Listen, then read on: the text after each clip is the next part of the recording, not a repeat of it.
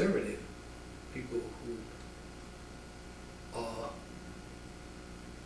who hung around with it because it was gay liberationists who were involved.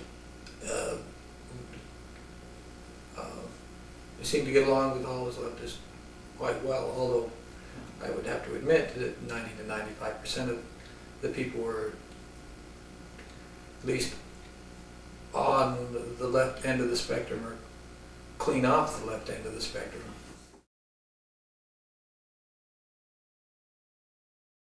GLF was going to form a microcosm of a whole new world, a whole new order of existence. They naturally assumed that it was going to be in this whole supercluster of the left coalition that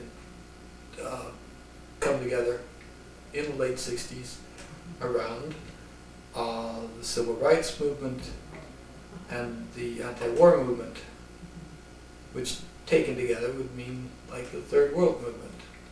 We did see ourselves as the third sex of the Third World Movement. There was, a host of popular resistance, based on youth culture, based on liberating your mind with drugs, at least experimenting with it, liberating your body with sexual freedom and your sexual orientation. So gay liberation seen itself as the end of the family, period. Because it's a patriarchal institution, it's a microcosm of domination and control by men. So there was a large number of people who would go to the meeting after meeting and drop out, and just do a few things and hang around the edge, and felt an identity with this, but didn't have with the gay liberationist, and I guess I totally identified all the time as a gay liberationist. But it felt frustrated because it felt like there was a lot of manipulation in the pseudo-anarchist process of the early GLF. I never did have very much of a sense of how much I was affecting personally, what was happening around me. I was told about this collective starting up, and I was invited to join in. It was kind of a collective, I guess you could say, kind of a communal. We looked like men, we acted like men, and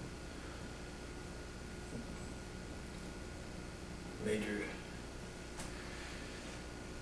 difference is we loved to suck cock, I guess. We had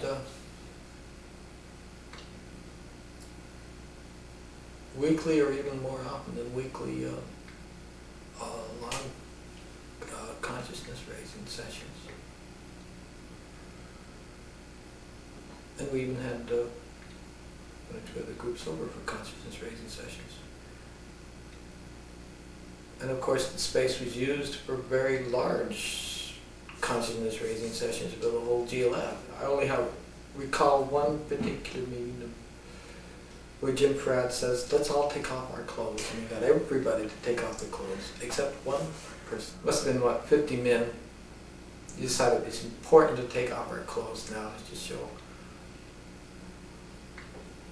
what total, open, naked honesty to each other. And GLF died by the summer of '71.